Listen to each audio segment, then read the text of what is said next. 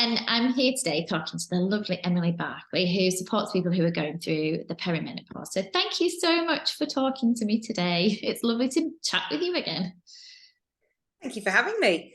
Right, sorry, I'm just changing my view so I can actually see you all the time.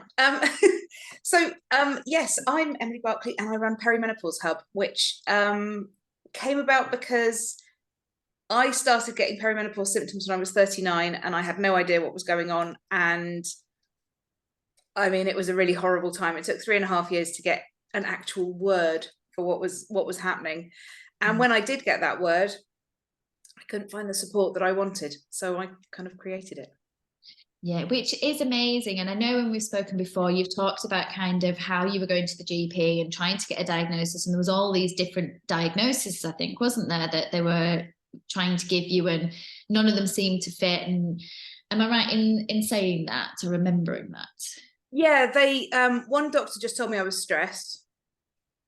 And I learned from joining some stress management webinars run by our local wellbeing thing, I learned that to manage stress, I should sleep better and exercise more. So, I mean, silly old me, why wasn't I doing that? And I was stressed, with hindsight, there was stress going on, but that wasn't the underlying problem. Another doctor wanted to say that it was chronic fatigue because fatigue was my biggest issue, but I knew it wasn't, because it wasn't. I know a lot of people who've had chronic fatigue over the years and they get pain. I didn't have any pain. I was just very, very tired. And it just nothing. And it felt like there was a hormonal aspect to it, but I'd never heard of the word perimenopause. I thought menopause was in your 50s, couple of hot flushes, periods stop. So the prospect that at 39 and still very much having periods, that this could be anything to do with menopause seemed laughable, frankly. Yeah. Which I think is a big issue, isn't it? Because there's so little awareness and information out there to help us, because most people would feel the same, because you'd look at some of the symptoms in itself and wouldn't realize, especially if your periods hadn't stopped, you wouldn't realize that that's what it was. And then sort of seeing a doctor and yes, it could be stress, but saying sleep more and exercise, well, they're two of the things that people struggle with when they're going through the menopause as well. So you're then feeling, I guess, the pressure that, well, I should be sleeping better, I should be trying to sleep better, and I know you said that once you'd finally got the diagnosis, there wasn't the support there that you wanted. What support were you looking for? Well, I came home from the doctors that day partly feeling like a huge weight had lifted, because finally I had this word, and it was okay, and it wasn't some awful diagnosis of something terrible. It was just a life phase, and I was like, okay, well, I can cope with this. I've survived puberty, so I can probably survive perimenopause. Seemed a fair sort of logic to follow. But I thought actually it'd be nice to find other people going through this and people to chat to. And we live in a social media world. We're used to having people in our phone who get us. And I was like, I need to find those people. Who are those people who can be in my phone and be my allies here, kind of thing? And I guess, especially if, as you said, most people that or the thought is that you don't go through the menopause till you're in your 50s, and if you're only 39, it's a very different mindset, lifestyle and everything. Absolutely. I mean, I was 42 by the time I actually got the word, because it had taken a good 3.5 years to actually get anywhere. But that's another story. But yeah, so I was sort of looking for Facebook support groups, websites, whatever, anything to help make me feel like it wasn't just me, basically. And I found some groups that were very much aimed at menopause, and the people in the groups, rightly, were in their 50s and had finished their periods. And like you say, that was a very different thing to where I was at 42, And then I was also finding groups where it was one particular practitioner saying, this is how we manage the menopause. And I'm like, I'm not ready for a one size fits all, because actually I'm just getting used to the idea of this and I want to know what the options are, kind of thing. So there didn't seem to be anything that was quite right for what I was after.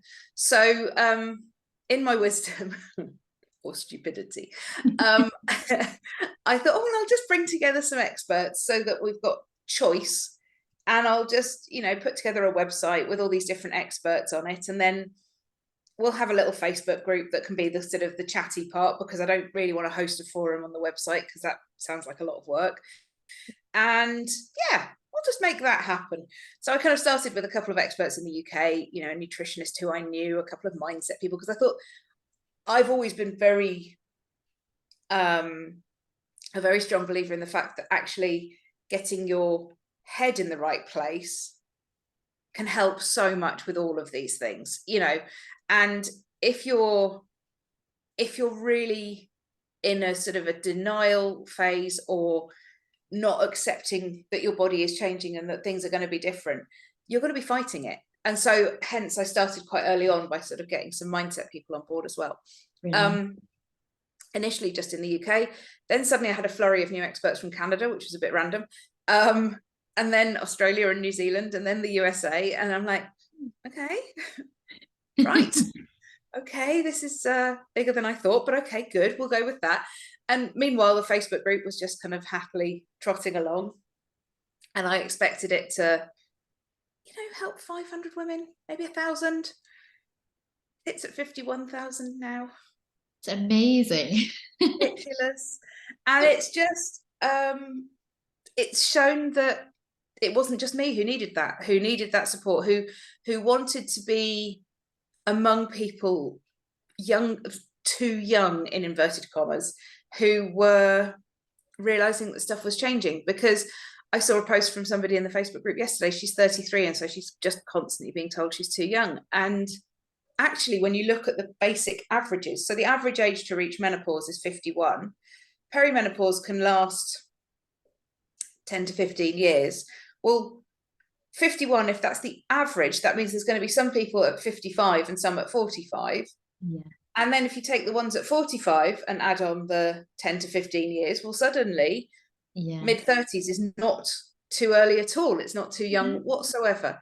And it's just basic maths shows you that. Do you know what I mean? But I know that time and time again, because the average age is 51, that seems to have become set in stone, that this will not happen to you until you are 51, when that's not how averages work, you know. But day in, day out, I see women who have been dismissed because they're too young, when actually just by the law of averages, they're not at all. Yeah, and that's why they then struggle to get the support, because they're being dismissed by their doctors. You know, and I think there's a lot of work being done to kind of raise awareness of that, but also you don't necessarily know to advocate for yourself. So when you first started, you were being told it was stress. It's like, okay, that's fine. That's what the doctors are telling me. And then it's chronic fatigue. Well, you don't know enough. And I wouldn't have known enough until I started doing all the research and made the planner.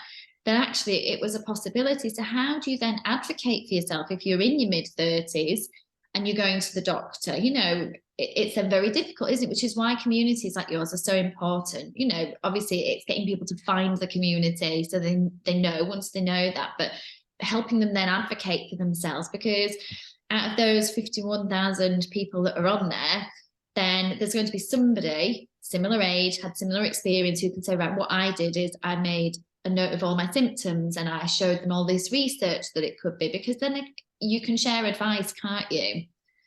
Absolutely. And I think, you know, tying in with your planners, you know, I absolutely advocate that people track, and whether that's in a paper planner, whether that's on an app, it's not up to me to tell people how they track, but there is so much power in that, so much information in that.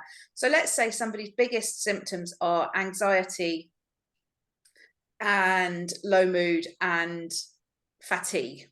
I don't know. Those are fairly common in early-ish perimenopause. Well, if they're hormonal, there is every chance that they will fluctuate with the cycle. Yeah. Whereas if it's a constant anxiety or a constant low mood, that's a very different thing, and therefore needs treating differently. Because if what's causing it is a hormonal imbalance, then no amount of antidepressants are going to help that, because that's addressing the wrong thing. So what I always encourage people to do is to track for a couple of months, 3 months. 3 months is ideal, or longer, so that you've got this pattern, so that then when you go to the doctor, you aren't doing exactly what I did. And I say this absolutely from having learned the hard way. I was going in with just a post-it note going, do you know these things are happening?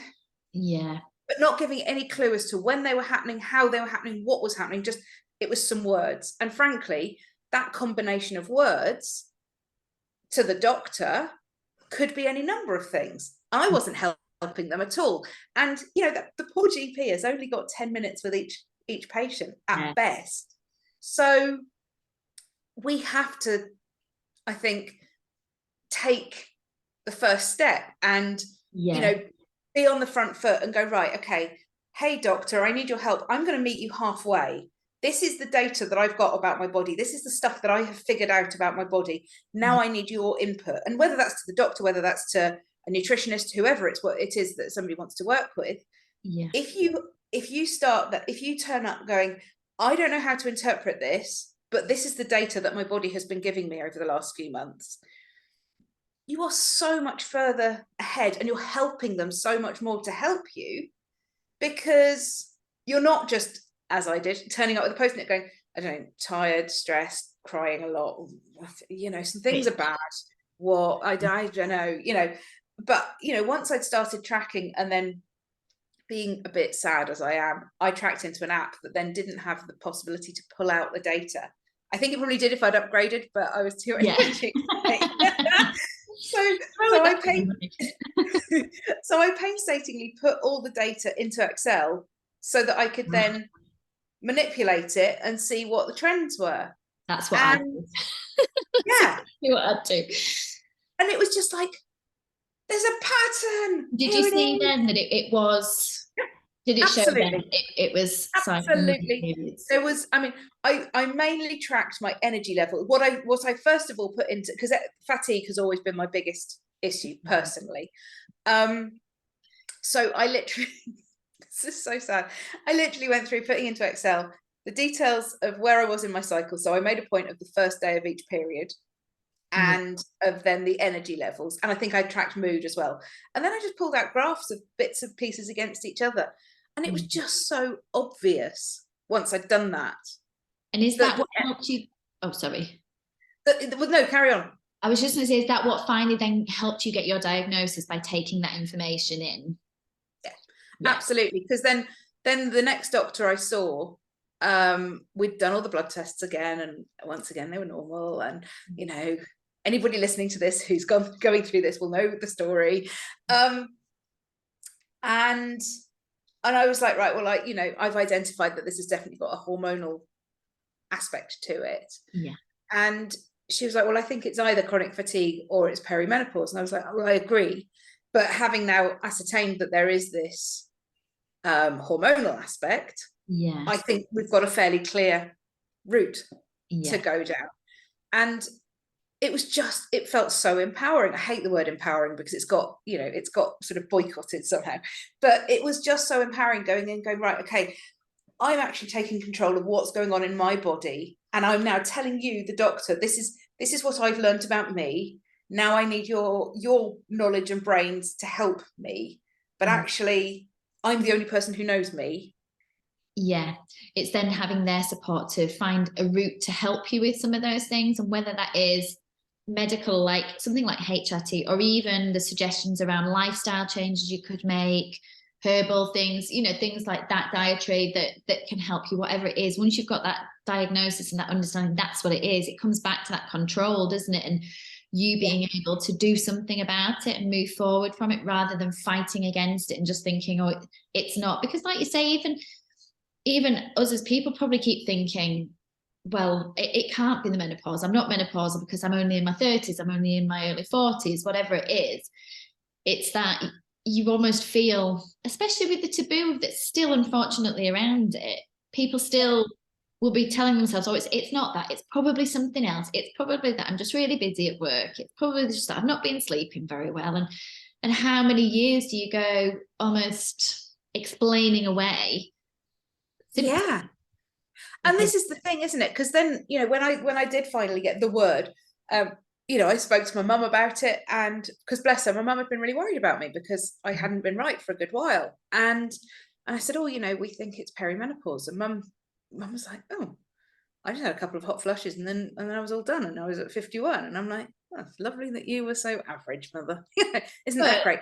But then I look back, yeah, with the knowledge that I now have about perimenopause, mum had loads of other symptoms, but she never joined the dots. I've never bothered saying that to her because, frankly, now that she's in her mid-70s, it makes no odds to her. No. And it's just helped me by going, oh, well, actually, around that time, these things happen. I mean, she didn't become the sort of screaming banshee that I became, and she didn't like take to her bed as I did at all. And she definitely did have an easier route through it than some people do. And she would be the first to say that. But looking back, there are definitely some things that went on in her 40s that I can now see were very much perimenopause symptoms, but that at no point did anybody feel there was any need to join those dots, because perimenopause didn't even exist as a word at that point. That's it. And I think this probably doesn't help in a way, because there is this pressure just to get on with it, and everybody just feels like you have to get on with it. And then when you speak to your mum or other family members who've been through it, and they're like, oh, well, I just sailed through it, I didn't have any issues. Actually, if they'd realised, and years ago you weren't aware of it, actually there was probably a lot of things that they were experiencing they just put down to feeling anxious, feeling tired. And then you almost feel like you can't speak up that you are feeling these things, but well, everybody else just gets on with it and nobody complains. But actually, absolutely, why should we? Why should we? The whole just getting on with it sort of perception really bugs me. This idea that because some people aren't having any symptoms, the rest of us should just get over it. Yeah. I can only think, I mean, I don't have kids, so I don't know if what I'm saying is correct, but I can only think it must be every bit as frustrating as when you've got the breastfeeding crew out to get you if you can't breastfeed, or the no pain relief at birth people, when actually, do you know what, give me the damned epidural. Do you know what I mean? Yeah. It's personal preference. If I choose to take HRT, that is only for me to worry about. It isn't anybody else's information. It's between me and my doctor, end of. And I find it so frustrating. And I don't see this too often in the hub, because I'm very adamant that it's a judgment-free space and that we are able to discuss everything. But I see it in other groups where people get really, oh, I see all these people are giving in and taking HRT, and I'm like, oh, can we stop with the narrative about it being giving in? Is it giving in having an epidural is it giving in using formula? Is it giving in eating a ready meal from time to time? All these things, like, technology has moved on, health medicine has moved on. Why can't we avail ourselves of what's out there? I know, and it's a hormonal imbalance. You wouldn't say to somebody, well, you can't have diabetes because I don't have diabetes, or exactly. why are you taking insulin? I don't have to take insulin, so you shouldn't be taking insulin. It's a hormonal thing. And like you say, everybody's affected differently. And I just think we shouldn't have to there's been this narrative that, like, because all women go through the menopause, that if you suffer, you just have to suffer in silence. Why should we spend a large proportion of our life struggling through something when there are options out there to actually it's a bit like the sort of heavy and painful periods thing, this narrative that, oh, it can't be that bad. But if you are experiencing I had it quite recently. I had a phase of having excruciatingly painful periods, like 4 or 5 days of agony, and I was onto the doctor loads and loads. And just one nurse I spoke to said, well, what do you want me to do about it? Any advice? And I'm like, I can't keep losing 5 days out of every 3 weeks, because I have like a 22-day cycle. I'm like, I can't keep losing 5 days out of every 3 weeks. I can't do this. I need your help. Well, have you tried ibuprofen? Yes, it doesn't touch the sides. Have you tried paracetamol? Of course I have. It doesn't touch the sides. Well, what do you want me to do? I don't know. I'm asking you for help. There's surely, And she was obviously just buying into this narrative that people who say they've got painful periods are just somehow making it up and need to just grin and bear it. I don't know. Or just kind of have a lower pain threshold or something. But it can be. I've gone through times when they've been awful, to the point where I've literally just curled in a ball and couldn't move, and the pain's lasted all day, sort of almost like a radiating pain. And then I've gone through ones that aren't, and you just think, well, you can't say to somebody, well, I don't have painful periods, or you're just not tough enough, or it's each their own, isn't it? I think there needs to be so much awareness raised Yeah. around But kind I of think what it's it's you like. know, without going off topic, but I think it's like with so many things where there's not a physical external thing that we can see. So, you know, if you've Yeah, got a broken leg, people expect it to hurt. yeah. But when People it, can't see that your uterus is literally trying to leave your body.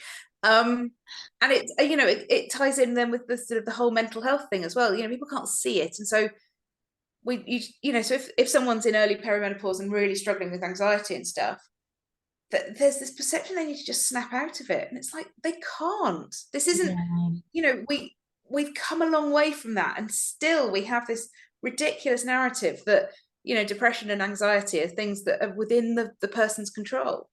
yeah. And it's sometimes can be very irrational as well. Things that you've been fine with, and there's no explanation for it. It can be just something that you were fine with before and now isn't, and you don't know why.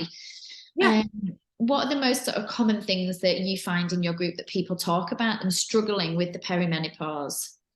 I'd say anxiety is one of the biggest. And sleep and energy levels, concentration, brain fog, but not the ones that widely we hear about, like hot flushes. I don't often hear that much about those. I think people expect that. And so they go, yeah, I got hot, took my Yeah, cardigan off, it's fine. You know, but I think there's kind of an expectation that that's going to happen. So people are like, yeah, fine. But once we get into the ones that people aren't expecting, so the really heavy flooding periods, the psychological stuff, the brain fog, all of those, people are just like, what the hell is happening to my body? What? Whoa, what's happening to me? You know, and that's when it becomes really scary. yeah. And it's when if you don't know that what you're going through is the perimenopause, yeah, it definitely is, because you're thinking, what's wrong with you? You're sort of with the brain fog, you're thinking, well, am I starting with dementia? It's difficult, isn't it? And what sort of support is there around for people who, obviously you are there, but what other support what support do you offer, and what other support is there around for people who are going through it? So so I have on my website and on the Facebook group, I have this panel of experts who can help, who literally can meet people wherever they are, not physically, obviously, we work over Zoom, but you know, can meet people where they are in terms of symptoms and help them to work it out, depending on what it is that they need, rather than a sort of a one size fits all. And obviously in the Facebook group, we've got lots of support, but then, I mean, social media actually is starting to have a lot of support now, Yeah. which is brilliant. And doctors are starting to get more information about it. I think since Davina did her programs, I think that has helped hugely, because Yeah. it is starting to become a bit more of a normal subject to talk about, as Yeah. opposed to, you know, even because I launched the hub, 3.5 years ago, and even then it was barely talked about, and it has moved on a lot in that sort of 3.5 year time. And it's been great to see, but then there's still a lot to do. Yeah. Yeah, and I think it's that thing of advocating yourself, because once you've got that diagnosis, I guess there's then a lot more support around for you to be able to access once you know it's that. And what sort of Yeah. things can people do to kind of help the symptoms? Or I know we've talked about kind of advocating. Sorry, my dogs are about to bark. It's fine. That will probably start meowing soon. We've talked about kind of advocating for yourself with the GP. What other things are there that people have found helpful while going through the perimenopause? What things can people do or look into? Well, there are lots of different kind of supplements and lifestyle things and stuff that people can do. I'm a really strong advocate for not just recommending that people see what other people are taking and just go and take it. I would, because you can end up spending a small fortune in Holland and Barrett and achieving nothing. I would always encourage somebody to work with a nutritionist or a naturopath or whatever is the right sort of person for them, even if it's just for one session, because the money you will spend on that one session will save you a small fortune in the future, because you'll get the supplements or the fitness tweaks or the whatever it is that's right for you nailed on, rather than just going, oh, well, Barbara up the road tried taking black cohosh, so I'll take that. And it's like, well, black cohosh, as an example, has certain contraindications. So don't just take it blindly. And it's difficult because obviously when we're looking at medicines, our doctors know what the contraindications are. They know what else we're taking, blah, blah, blah. With supplements, we can just go and buy whatever. But we're not necessarily helping ourselves in doing that because the things that we're buying might not actually be supporting us. So I would always, always encourage anybody that's thinking about taking anything just to have a bit of a chat with somebody in the know and identify that you're taking the things that are right for you and that aren't going to have any damaging effects on other meds that you're taking or any lifestyle things or whatever.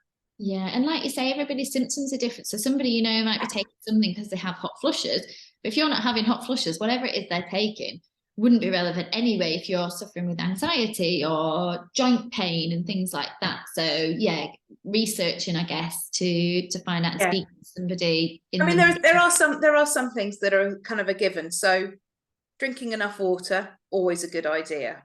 Moving, I'm not talking massive exercise necessarily, but making sure you move every single day, always a good idea. Working on mindset so that you're trying to be a little bit more positive. I'm not talking toxic positivity here, but trying to see kind of the good stuff as well as potentially the negative.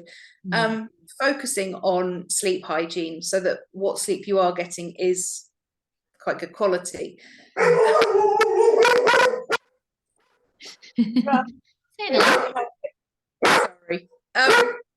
And what was the other thing I was going to say? Focusing on getting enough protein in your diet as well, because our bodies really do need enough protein as we're sort of going through all of this. It's a really silly noise. But beyond that, I mean, those are the sort of easy things that everybody can implement today. Yeah. Without needing to consult with anybody or look at anything. Those things are all within your grasp, you know. And I would always recommend laughter as well. Yeah, that's always a good one. Because we can get really bogged down in just feeling crap. Yeah. And actually putting on a comedy or speaking to your friend who always makes you giggle or watching cat videos on YouTube, whatever it is that cheers you up, do you know what? Factor in 5 minutes a day to do that, because that will just help to kind of pull you out of the worst depths, you know. It just gives that bit of light-hearted relief, doesn't it, in the day. So for some reason, my Zoom is saying we've only got 3 minutes left, but I'm not sure why when there's only 2 of us on the call, it's saying that. So I'm just trying to get through things to make sure in case it does drop off, we've got everything in. Where can people find you if they want to join the hub and get support from you? So it's perimenopaushub.com. And on Facebook, it's Perimenopause Hub. I know, right? Quick. On Instagram, guess what? Perimenopause Hub. Brilliant. I know. I like to keep it simple because being somebody in perimenopause, I don't have the memory to hang on to lots of different names. Well, and it's easy for people to find you, though, isn't it? Absolutely. Well. And if you could give people one bit of advice, I mean, it's difficult because there's obviously the people who don't know that they're going through it yet. So kind of what advice would you give those that don't, and maybe watching this and thinking it could be menopause, and then those that know it's perimenopause, what advice would you give them? So for the, oh God, what's going on, people, get tracking. Just literally get tracking, get to know your body, get understanding what's going on, get seeing if there is any pattern, if there's any obvious cycle of symptoms in line. Quick caveat, and I'm aware of the time as well. Even if you're on a birth control that doesn't give you periods, don't worry that you don't have the bleed. You can still track, there is still a cycle happening. So just focus on on tracking and spotting patterns, and don't worry if there isn't obviously, if you do have the bleed, it's easier because then you know which is day 1 of the cycle, because that's day 1 of your period, and that's much easier. But if you don't have a period, don't think that that means you can't track, because it'll still show the patterns. There will still be stuff going on. Yeah. So that's for people who aren't sure. For people who know that it's perimenopause and are just like, come and join us at the hub, obviously, and work out how you want to manage your health.